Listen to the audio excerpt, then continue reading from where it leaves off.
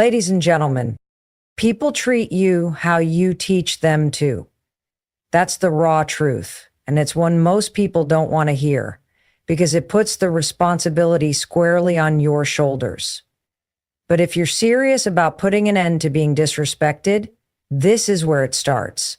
Not with them, not with what they said or didn't say, not with how your boss talks to you or how your partner rolls their eyes when you speak. It starts with you.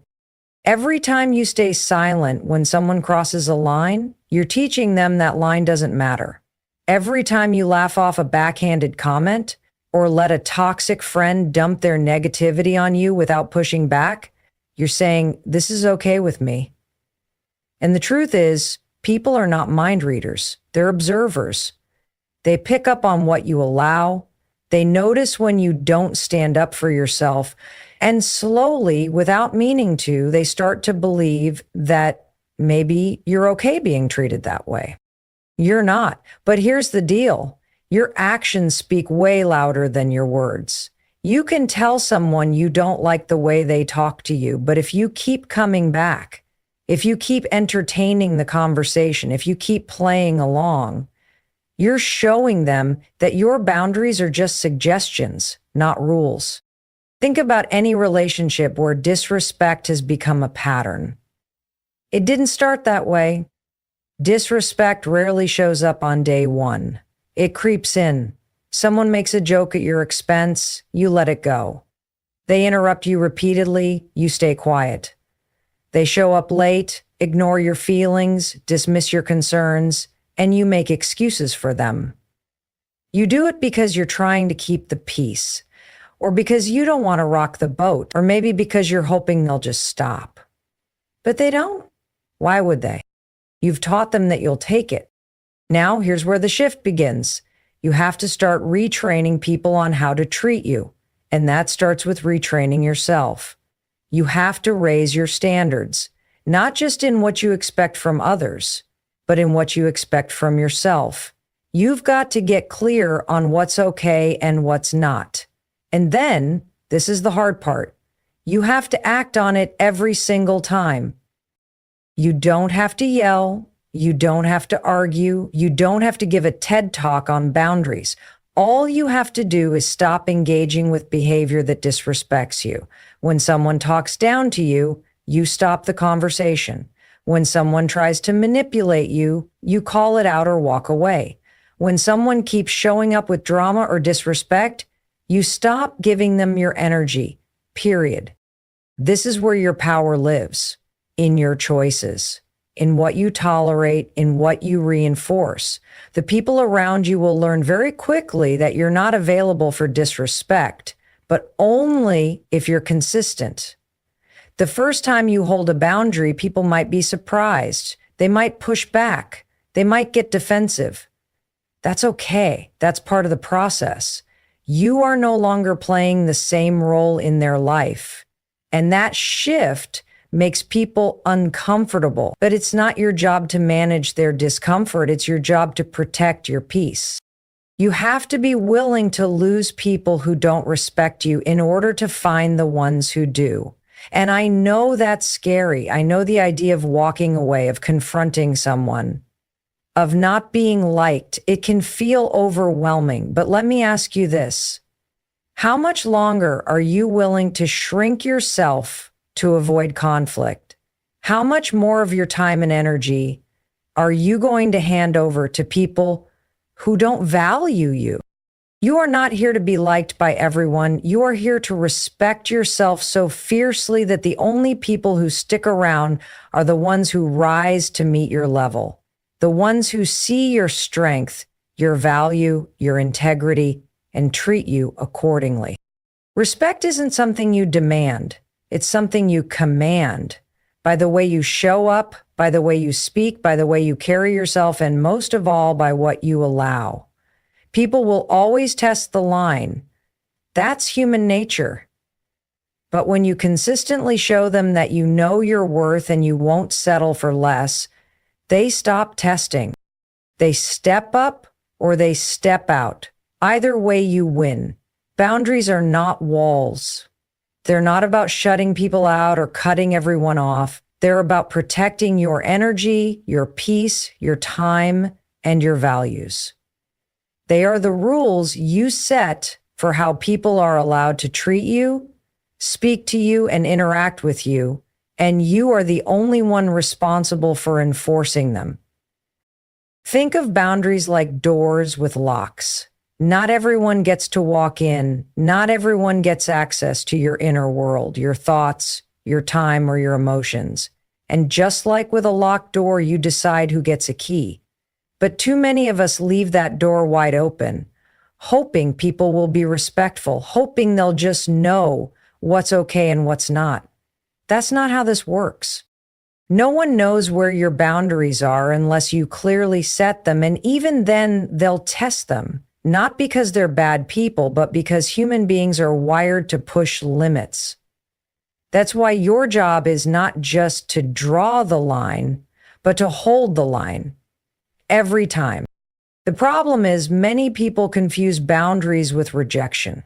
They think saying no is rude, that distancing themselves from negative influences is selfish, that speaking up for their needs makes them difficult.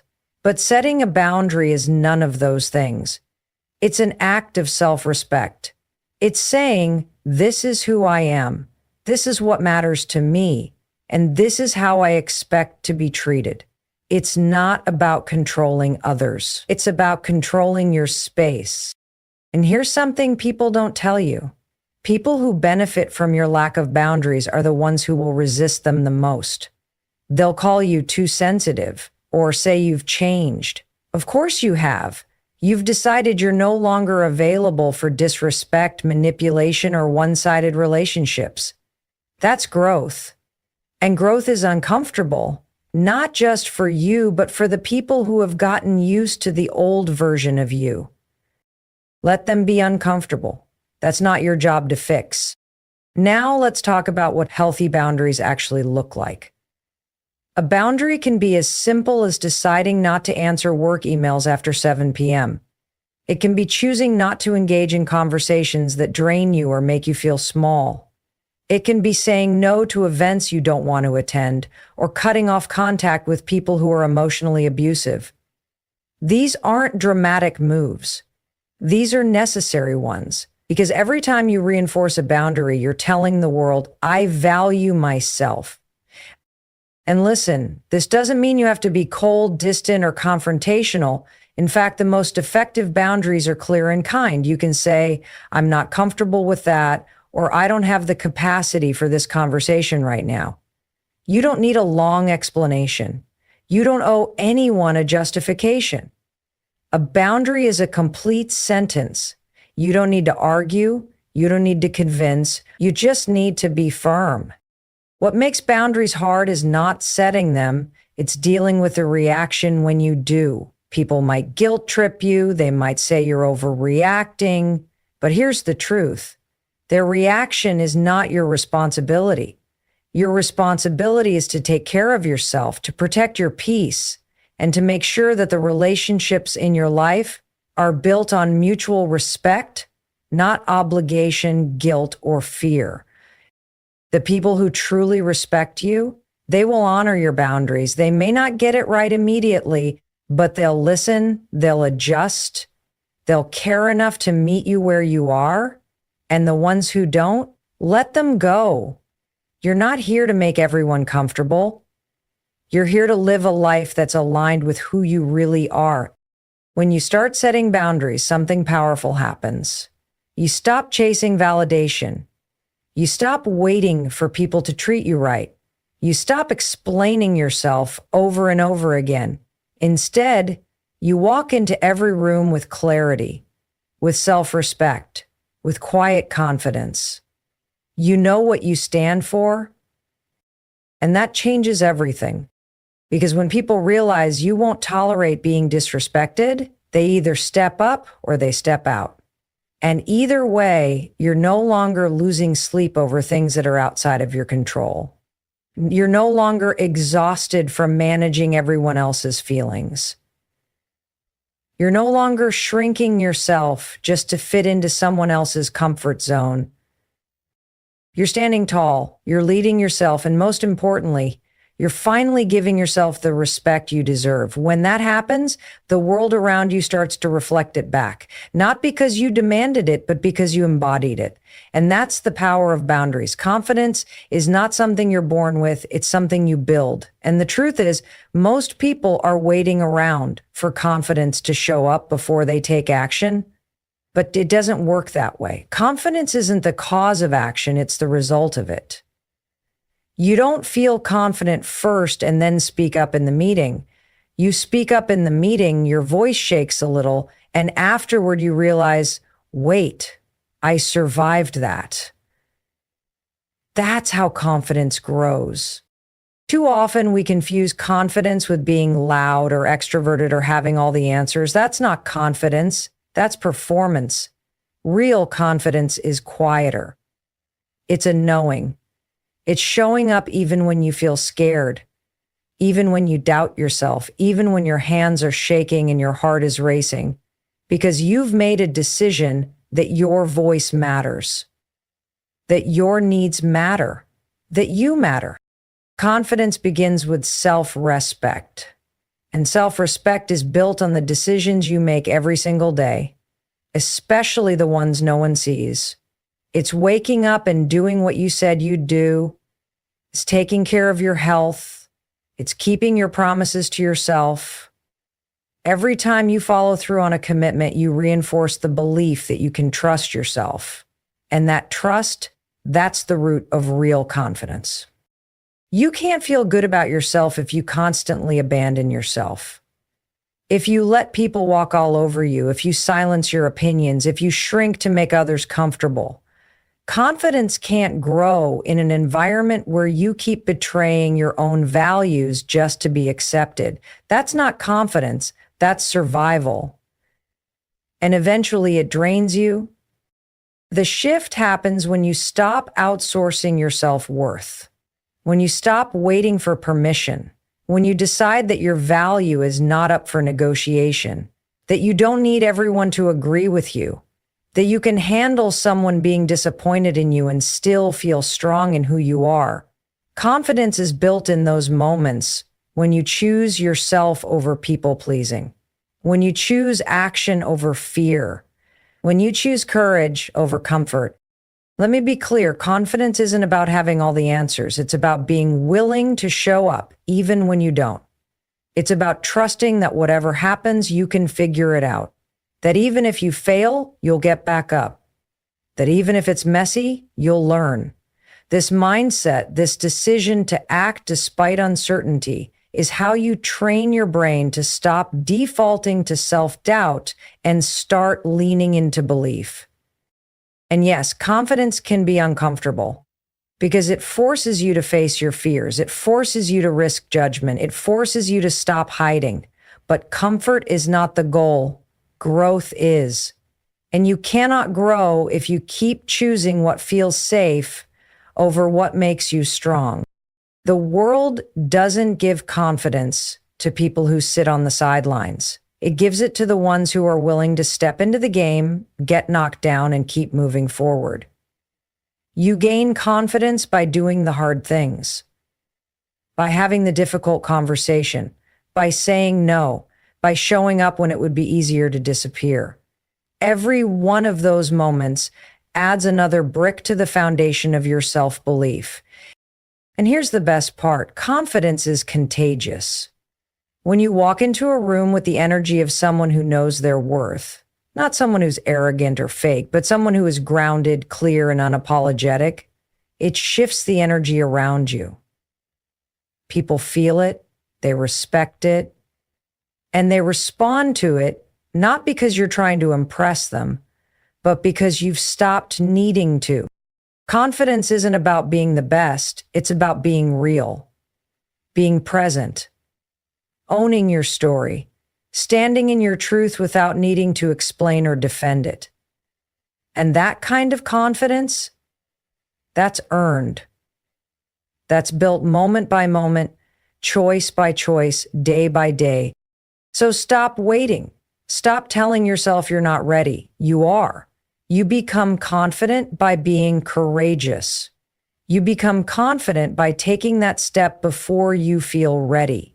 You become confident by deciding right now that you are worthy of being seen, being heard, and being respected without needing anyone else to validate it. Confidence is not magic, it's muscle. And the more you use it, the stronger it gets. Disrespect has a way of catching you off guard.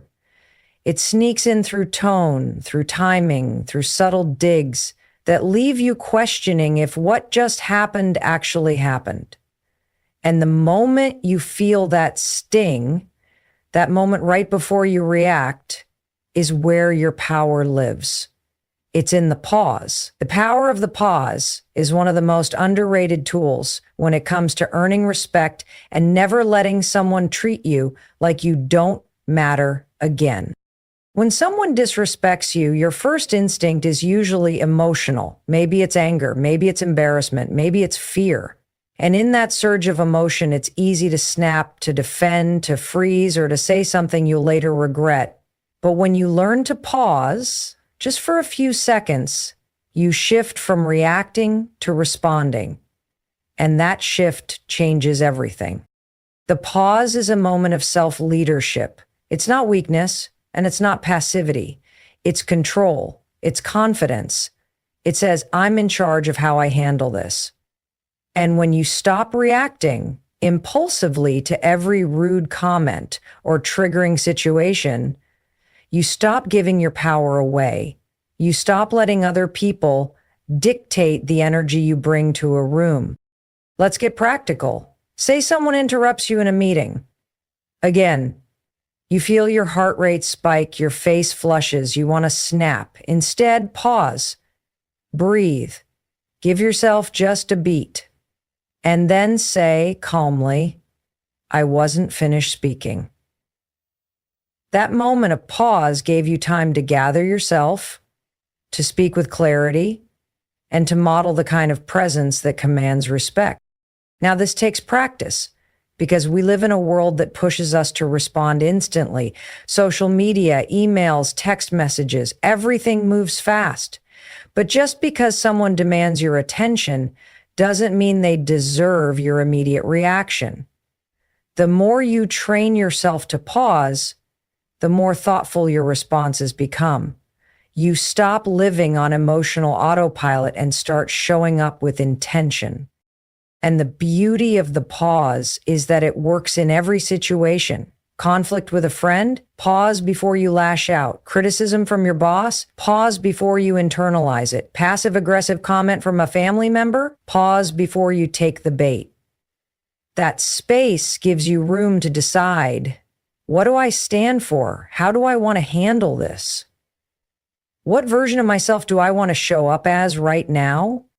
This isn't about being fake, it's about being effective. It's about choosing the response that reflects your strength instead of your wounds. Because let's be honest, most people who disrespect you are dealing with their own insecurities, their own power struggles, their own mess. When you pause, you give yourself the gift of not making their behavior about you. And that pause also teaches others something critical, that you are not easily shaken, that you're not going to be pulled into drama or made to feel small or react emotionally just because someone else is out of control. People respect what they can't predict, and when you pause, they notice. They may not say it out loud, but they feel it. You've just shown them that you're grounded, that you don't need to shout to be heard, that your silence is not weakness, it's presence. And the truth is, the pause doesn't just protect you from reacting poorly. It gives you time to access your inner wisdom, to remember who you are, to realign with your values. Sometimes the best thing you can do in a moment of disrespect is simply not give it your energy. Not because you're afraid, but because you're focused. Because you've got bigger things to handle than someone else's immaturity. So start using the pause like a secret weapon. The next time you feel disrespected, don't react, breathe, sit with it, ask yourself what matters most, and then respond in a way that leaves you feeling proud of how you handled it. That's what it means to lead yourself. The world is always going to throw situations your way that test your patience, your confidence, and your boundaries. You don't control that, but you do control how you show up in those moments. And when you choose to pause, to breathe, to step back before stepping forward, you stop playing defense and start taking command. You show the world and yourself that your respect is not negotiable. That's not just power. That's growth.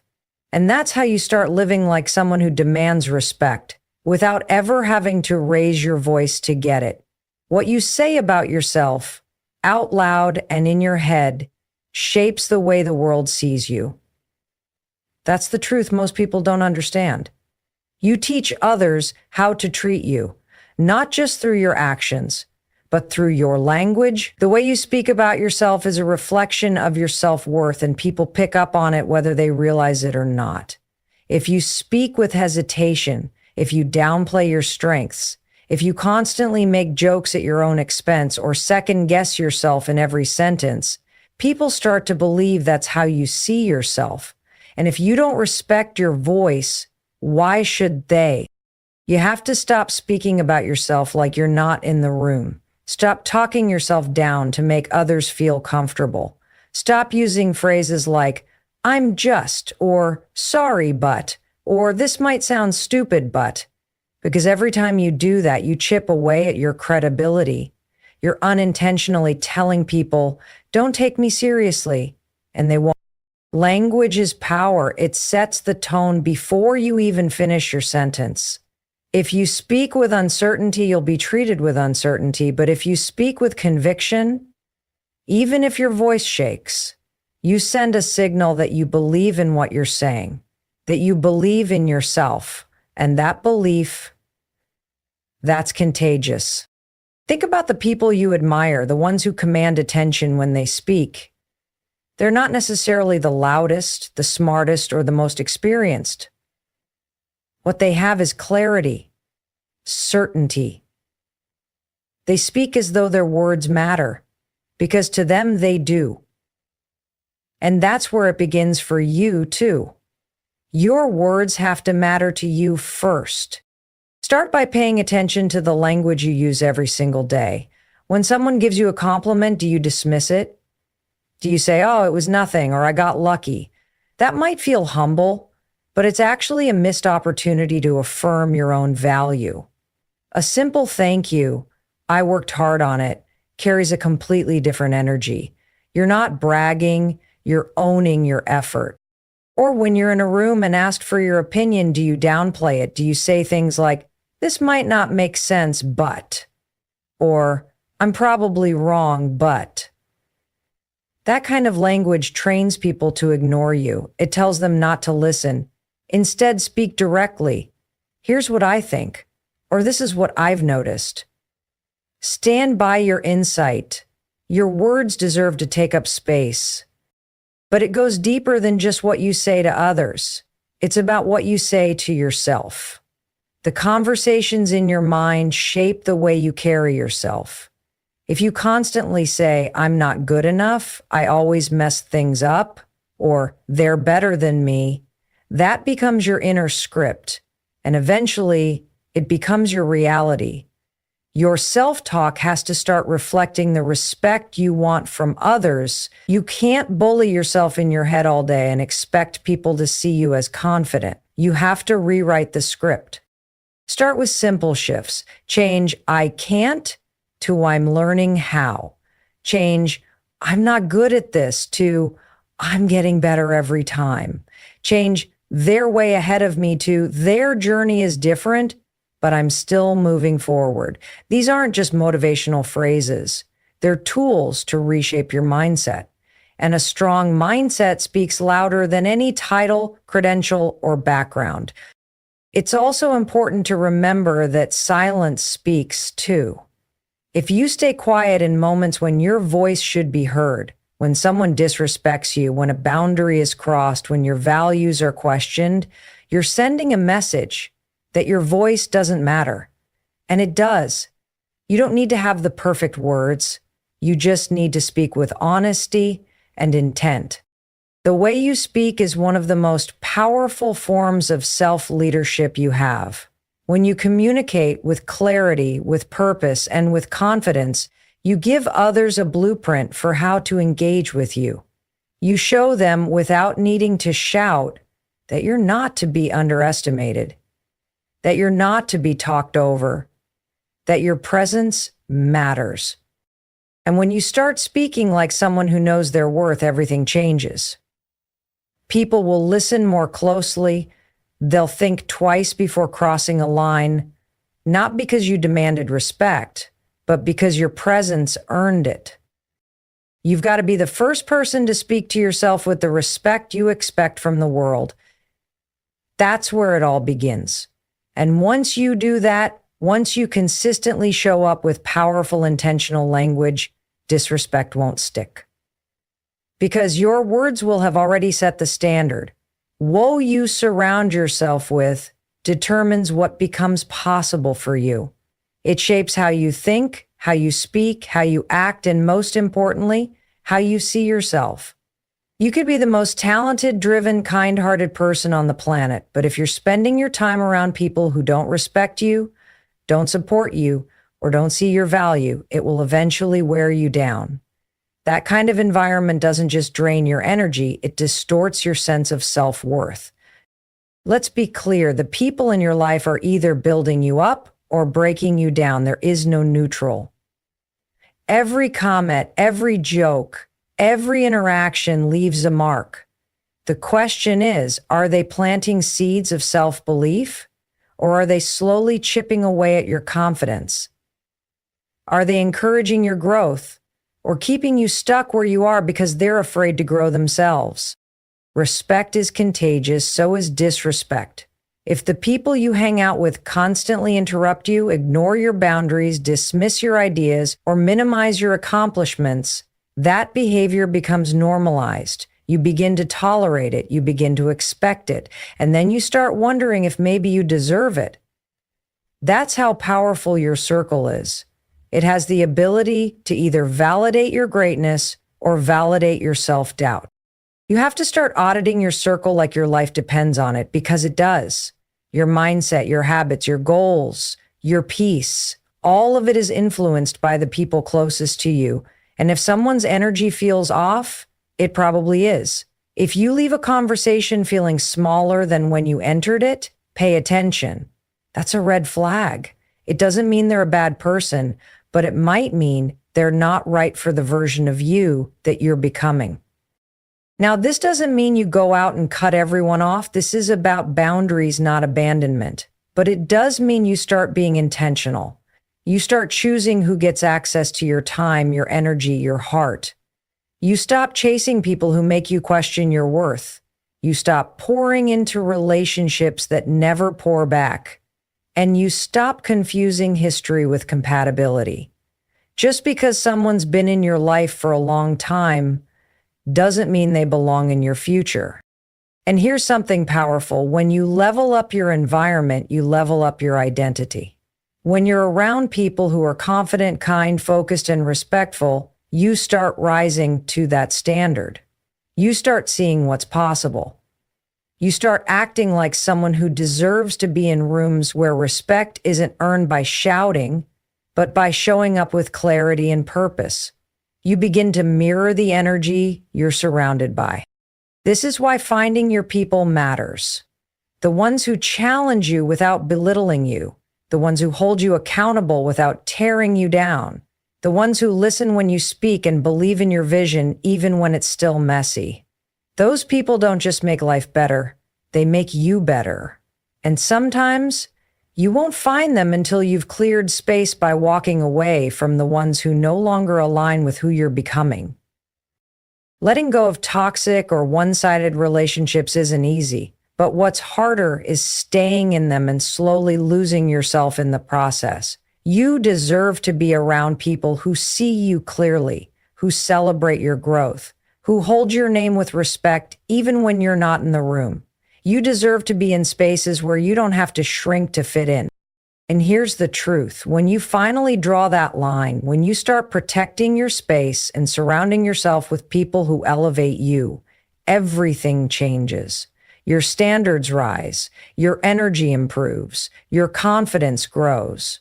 And suddenly, disrespect can't find a place to land. Not because it no longer exists in the world, but because it no longer belongs in yours. Choose your circle like your future depends on it, because it does. Your potential is too important to waste on people who can't see it, respect it, or support it. You are not too much. You are not asking for too much. You've just been around people who expected too little. Surround yourself with those who remind you of your power, not those who cause you to forget it. That shift alone will eliminate half the disrespect you've ever experienced. And from there, you'll no longer need to demand respect. It will already be the atmosphere you breathe. Respect isn't just about how others treat you. It's about the energy you carry into every room, every conversation, every decision, and nothing strengthens that energy more than living by clear personal standards. Standards are not rules you place on others. They're the boundaries and expectations you hold for yourself. They define how you show up, how you allow others to engage with you, and what kind of behavior you are and are not willing to tolerate. When you live with strong standards, you don't need to demand respect. People feel it. They sense that you carry yourself differently and they adjust accordingly. Think of standards as your internal compass. They help you navigate everything from your relationships to your work ethic to your self-care. When you don't know your own standards, you drift. You say yes when you mean no. You tolerate what feels wrong just to avoid conflict. You let things slide until resentment builds, and eventually, you lose touch with your own sense of value. You start accepting crumbs and calling it a meal because you forgot what you truly deserve. But the moment you decide to raise your standards, everything begins to shift. You start showing up for yourself in new ways. You stop over-explaining. You stop compromising on things that really matter. You stop making room for people who only bring chaos, drama, or doubt into your space. And instead, you start creating a life where your peace is protected, your time is respected, and your worth is non-negotiable. This doesn't happen overnight. Raising your standards is uncomfortable at first. Why? Because it disrupts patterns. Maybe you were raised in a home where speaking up was seen as disrespectful. Or you were in relationships where your needs were ignored. Or you worked in environments where burnout was praised and boundaries were punished. So when you start saying, "That's not okay with me," it feels foreign. It feels risky, but it's necessary because you cannot grow into your fullest self in an environment where your standards are constantly being compromised. Let's get real. Your standards show up in your habits, in whether or not you follow through on your goals, in how you talk to yourself and how you treat your body and how you let others treat your time. Every time you honor your own standards, even in the smallest ways, you're reinforcing the message that you are someone who deserves respect. And when people see that you take yourself seriously, they start taking you seriously too. You don't have to yell. You don't have to prove anything. You just have to be consistent. When you keep showing up with integrity, when you keep holding firm to what matters to you, people begin to realize that crossing your boundaries comes with consequences, not because you're cruel, but because you've done the work to know what you will and will not accept. It's not about being perfect. It's about being intentional. When you live by your standards, you also give others permission to raise theirs. You model what self-respect looks like.